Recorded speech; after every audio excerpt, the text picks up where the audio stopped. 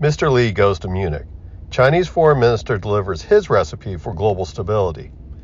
The Chinese foreign minister and Communist Party Politburo member Wang Li was in Europe last week and attended the Munich Security Conference 2024 in Germany on February 17th.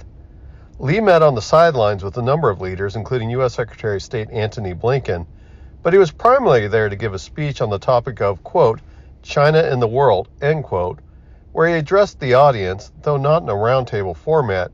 He did take a few questions after his speech. The speech was in a typical CCP fashion, where the rhetoric does not meet the reality of the Chinese actions, or it will be reality if the international community submits to China's view of the world. Minister Li's speech was entitled, quote, firmly acting as a force for stability in a turbulent world, end quote, with the premise that China was the major power that provides consistency and stability in an unsettled world. Mr. Li took a veiled swipe at the electoral process in the U.S. and other democratic governments where an election can change the direction of policy that leave countries in a state of uncertainty or churn with every election cycle. According to Li, this is not a concern with China, as countries can rely on China not to have these issues and will be the source of predictability and therefore stability in the world. He added that protectionism, unilateralism, and bloc politics are harmful to the international system and contribute to instability. Mr. Li's speech had four major elements. The first part was China is a force for stability as it promotes cooperation among countries. China would pursue reaching a common ground with the U.S. to have mutual respect, peaceful coexistence, and cooperate to help both countries prosper. Mr. Li states that this is possible if relations follow a, quote, right path, end quote, which is China speak that it expects countries to adhere to Chinese policies and proclamations to be on that, quote, right path, end quote. He stated that the push for stable relations with Russia, the need for strategic stability in the Asia-Pacific, and addressing the relationship with the EU and its current turbulent nature. This is part of Mr. Li's speech, in his view, is to accept China's claims over the South China Sea and Taiwan. This means that the U.S. and its allies in the region need to suspend cooperation to counter the Chinese, accept Chinese territorial claims, and suspend all air and naval freedom of navigation exercises in the South China Sea. The U.S. and the European Union need to lift technology sanctions and end policy of decoupling from the Chinese economy and seek more constructive policies when it comes to free trade, intellectual property rights, and technology transfers. Mr. Li was particularly blunt that the world must accept that Taiwan has never been a country and that any interference in Chinese policy regarding Taiwan is considered interfering in Chinese internal affairs. The second part is that China will be a force for stability regarding international conflict and hotspots. This includes China's adherence to the Global Security Initiative and following Chinese philosophy of addressing regional conflicts. The Global Security Initiative is a policy created by Chinese President Xi Jinping in 2022, stating how China will address global issues that could be related to its security. This is again the Chinese stating that it will be a force for stability if countries accept its terms, otherwise, quote, turbulence, end quote, will be the result.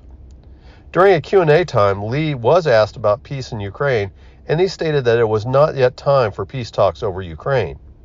China currently profits from the war in Ukraine by aiding Russia to avoid sanctions, and it buys oil from Russia at a discount rate. So one of the most turbulent events in the world order is one that Li does not believe needs to be addressed at this time. The third part of the speech is that China will promote stability by enhancing global governance. This enhancement does not include any changes to the United Nations Security Council authority, where China is a permanent member and therefore has veto authority over any of proposals put forward at the Security Council. This despite the fact that Mr. Li states that small and developing countries need to have representation in global affairs, but apparently this is not only allowed if they stand on the same side of China at the UN. The other part is that China has ignored the findings of the United Nations Convention on the Law of the Sea in 2013 when it ruled in favor of the Philippines over China's claim over the near entirety of the South China Sea. China has denounced that ruling, continues to claim the South China Sea as sovereign, and has threatened to withdraw from the UN Law of the Seas Treaty over this issue. Global governance in China is only considered legitimate by China if it serves to ratify Chinese policies and claims.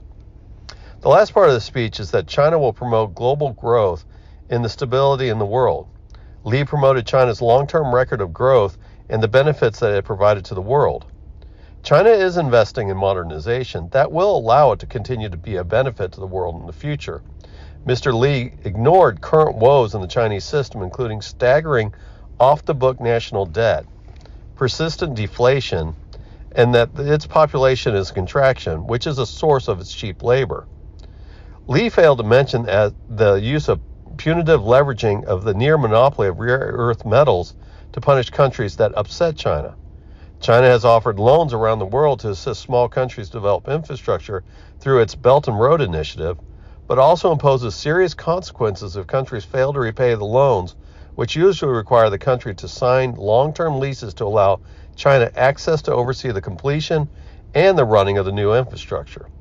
This gives China a foothold in a country and allows it to interfere with the internal affairs of small countries. The speech in Chinese state-run media stated that the speech was constructive, but outside of China it was described as fiery due to the lecturing of consequences to the world if decoupling from China continues, and that any policy over Taiwan that is not aligned with the CCP vision is, quote, a red line, end quote.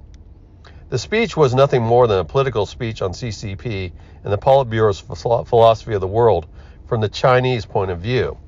There was no introspection or constructive policy suggested, and was nothing more than China's screeching warnings to the world about Taiwan and a set of rules and principles that China expects of the world if the world wants global stability. Otherwise, China will be a force of global turbulence and instability.